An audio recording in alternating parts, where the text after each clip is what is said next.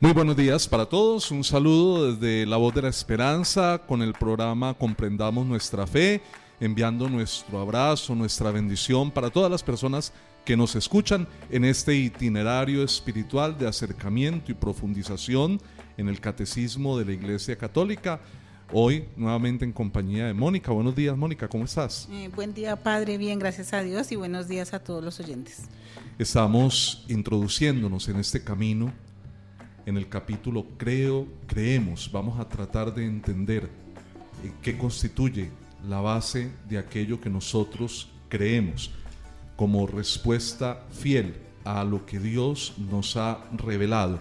Por tanto, estamos considerando este misterio de la revelación, esto que Dios ha venido a transmitirnos a través de la Sagrada Escritura y de la tradición de la Iglesia, y que nosotros conservamos como un depósito, como un tesoro que llena de sentido nuestra vida, que nos ayuda a comprender nuestra realidad, que nos ayuda a entendernos a nosotros mismos y que nos predispone de una mejor manera a vivir también el misterio de la Iglesia, de ser una comunidad, un pueblo nuevo reunido en el nombre de la palabra salvadora de Cristo.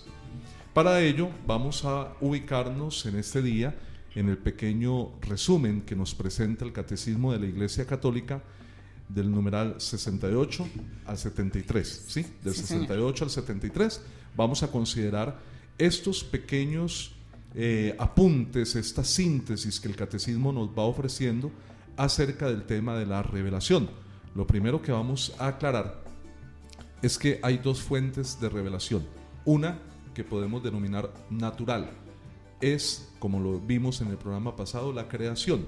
No necesitamos que Dios diga una palabra, hablándolo en términos coloquiales, no necesitamos que diga ni mu. Para nosotros, al ver la creación, tener ya allí un signo, algo que nos habla del creador, del autor, y como el hombre por su propia razón está dotado de inteligencia, de entendimiento, al contemplar las obras, las criaturas, la perfección, la belleza, la armonía que existe en la naturaleza, el hombre es capaz de intuir que detrás de esta obra hay un autor igual o más maravilloso, espléndido y perfecto que las obras que nos ha entregado. Ese primer orden lo denominamos revelación natural. Natural porque no hay nada sobrenatural, no hay nada que vaya más allá de lo que la misma naturaleza, el mismo testimonio de la creación nos puede ofrecer.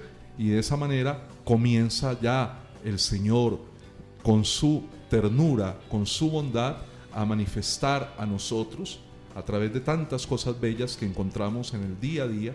Solo abrir los ojos, Mónica, sí, y uno ve cuántas maravillas, y los oídos, el canto de las aves tan armonioso, tan bello, para descubrir allí, ¿sí?, ya un signo de la revelación del amor, de la bondad y de la belleza del Creador. El segundo orden, la segunda dimensión de la revelación es la revelación sobrenatural.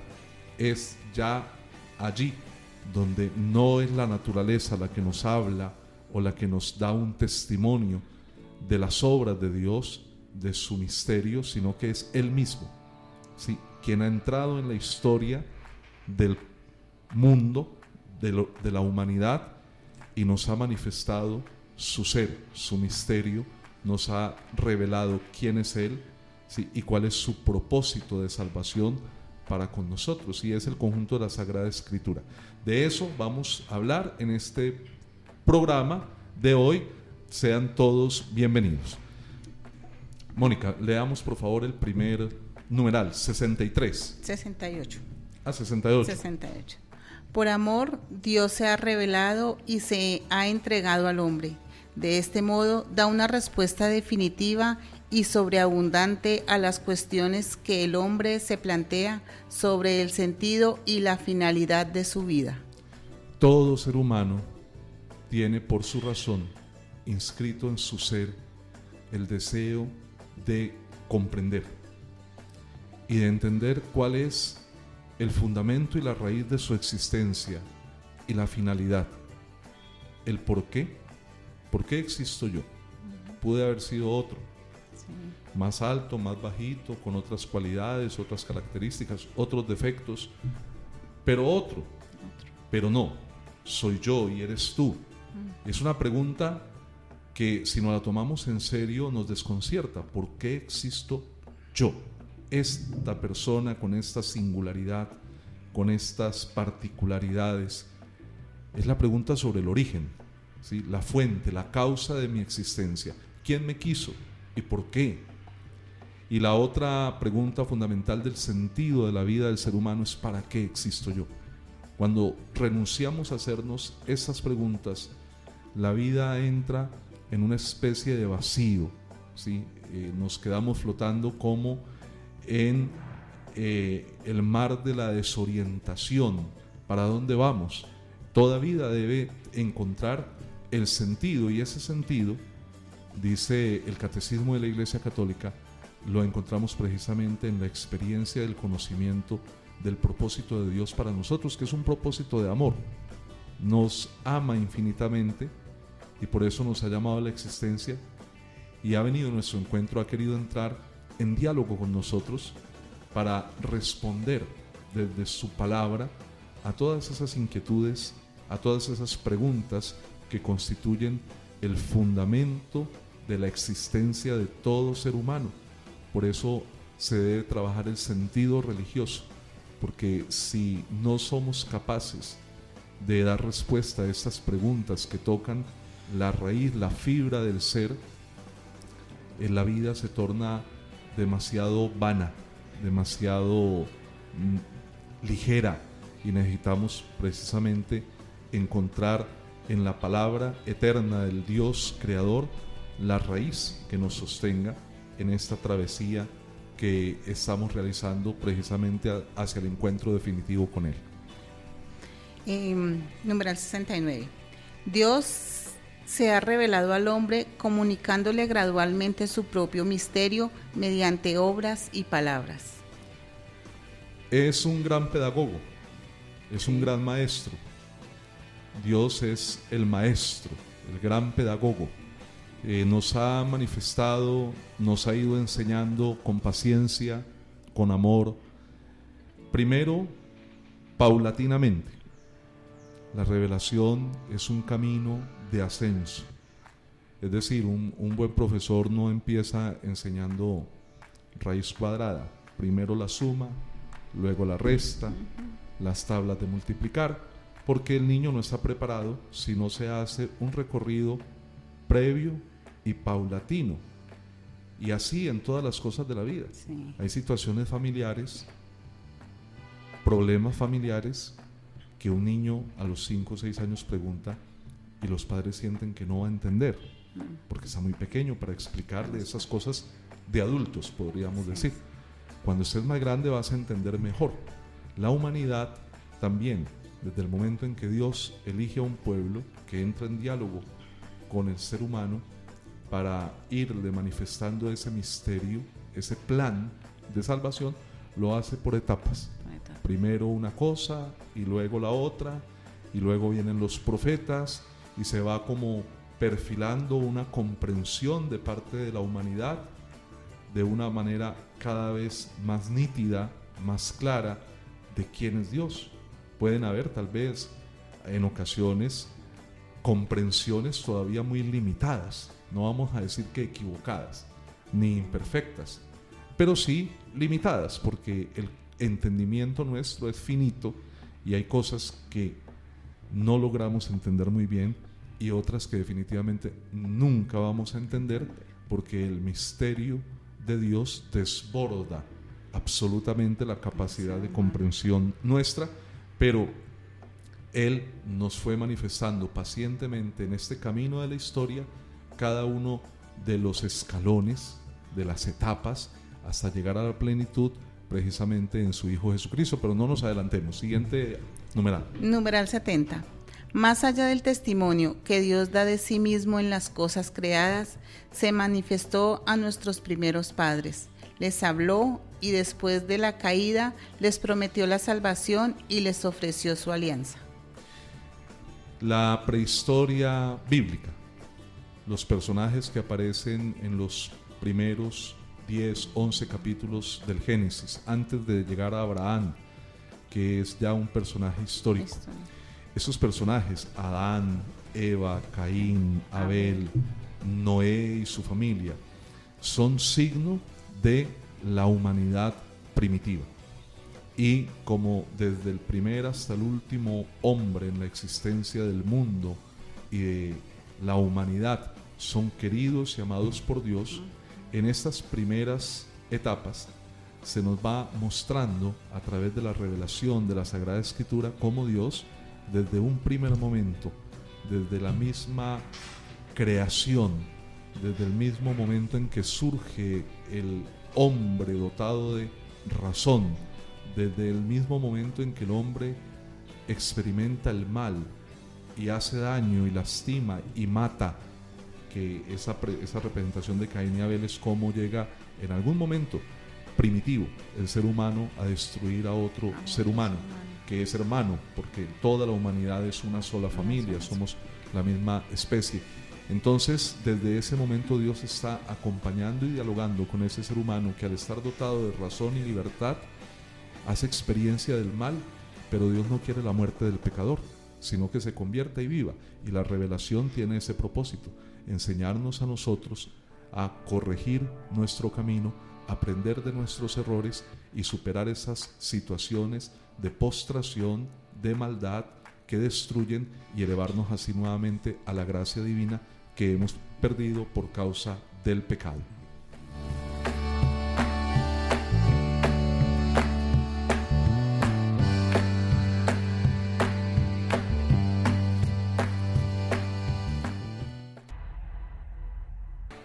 Tenemos un saludo de sintonía de Elsa Bermúdez, Janet Bedoya, Geldris Barrios, para ellas que nos han enviado su saludo, un abrazo grande en el Señor, y para todas las personas que nos están escuchando, los mejores deseos desde el programa Comprendamos Nuestra Fe.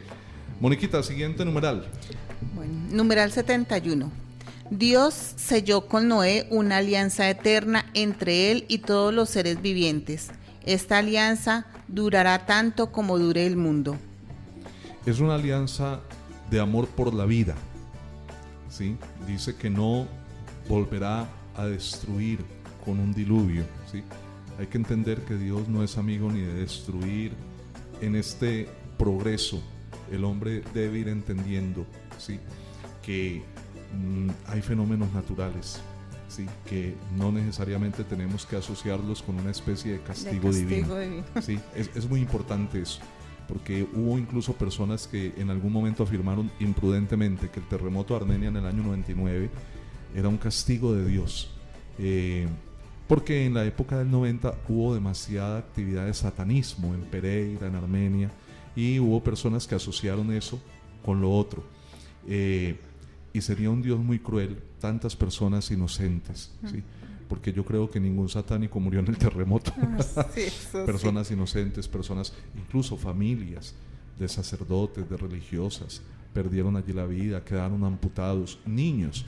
Y decir que eso es un castigo de Dios es un acto de imprudencia, es desconocer la revelación paulatina, donde llega ya a afirmar a través de los profetas, ¿sí?, que Él no quiere la muerte del pecador, sino que se convierta y viva. Y dicen también los libros sapienciales que Dios es amigo de la vida, y quiere promover todo lo que haga bella la existencia y la vida, y no quiere la muerte de nadie. De tal modo que debemos entender esos acontecimientos del pasado, de la revelación, como esa limitación que tiene el entendimiento humano para comprender de golpe cuál es el propósito de Dios, y pues se llegan a asociar ciertas situaciones como especie de castigo, pero paulatinamente vamos a ir entendiendo que simplemente hay calamidades naturales, que son situaciones de la naturaleza, que los volcanes han estallado y seguirán estallando independientemente de la moralidad de los pueblos, que han existido terremotos, que son movimientos de placas tectónicas, que seguirán existiendo los terremotos independientemente de la condición de los moral de los pueblos. ¿sí? Entonces no debemos asociar estas realidades, que son muy naturales, como una especie de castigo. Lo que nos enseña aquí claramente el texto es que finalmente se parte de esa imagen, de esa construcción teológica del diluvio, para explicar que Dios no quiere la muerte de los hombres, que Dios tiene un plan de amor por la vida con todas las personas y también con los animales. Numeral 72. Dios eligió a Abraham y selló una alianza con él y su descendencia. De él formó a su pueblo, al que reveló su ley por medio de Moisés. Lo preparó por los profetas para acoger la salvación destinada a toda la humanidad. Comienza con Abraham, entonces, el momento histórico de la revelación. En Abraham, Dios va a elegir a un pueblo, que es el pueblo de Israel, y este pueblo va a ser signo o prefiguración del pueblo nuevo, del nuevo Israel, que es la iglesia, ya no solo una raza, sino todas las razas unidas en un solo bautismo. Desde allí está prefigurada la iglesia, y en la ley de Moisés está prefigurada la nueva ley dada por Cristo en el monte también, así como Moisés, y que lo podemos encontrar en los capítulos 5, 6 y 7 de San Mateo. Recuerdo mucho que Monseñor Fabio Duque nos enseñaba que si nosotros queríamos hacer un examen de qué tanto estaba actuando en nuestra vida el Espíritu de Cristo, tendríamos que hacer el discernimiento a la luz del capítulo 5, 6 y 7 del Evangelio de San Mateo, que constituye precisamente, ¿sí?, la ley de la nueva alianza. Numeral 73. Dios se ha revelado plenamente enviando a su propio Hijo. Es quien ha establecido su alianza para siempre. El Hijo es la palabra definitiva del Padre, de manera que no habrá ya otra revelación después de él. Dice la carta a los Hebreos: antiguamente de muchas maneras se reveló Dios a través de los profetas. En esta última etapa lo ha hecho a través de su Hijo. En Cristo Dios nos ha dado su palabra definitiva, su revelación última. Él ha llevado la ley a la plenitud. Él ha venido para darnos una perfecta comprensión de este camino procesal que es la revelación en el Antiguo Testamento, y ha enseñado precisamente que Dios no quiere la muerte del pecador, como pasó con la mujer adúltera en el Evangelio de San Juan capítulo 8, donde la antigua ley mandaba apedrearla, y ya Jesús les enseña que no es de esa manera, que es reconociendo que todos tenemos pecados y que no somos quien para juzgar a una persona que puede, por la gracia de Dios, arrepentirse y encontrar la vida, y por eso la perdona, por eso no la condena. Yo tampoco te condeno, le dice a la mujer, y de esa manera Él lleva a plenitud, a una comprensión plena y clara, todo lo que se había escrito y toda la revelación de Dios en el Antiguo Testamento, y es la revelación definitiva. Eso es muy importante, no hay más revelaciones, ¿sí?, públicas. Esa es la revelación total y plena, no tenemos que esperar nuevas revelaciones. Existen algo que se llaman revelaciones privadas, personales, ¿sí?, que las visiones de Luisa Picarreta, de la pasión de nuestro Señor Jesucristo, que la Virgen de Fátima, los pastorcitos, que las de Santa Catalina de Siena, qué sé yo, pero esas revelaciones no hacen parte del depósito de la fe, ¿sí? No pueden convertirse en guías de nuestra fe pública, de la fe de la iglesia.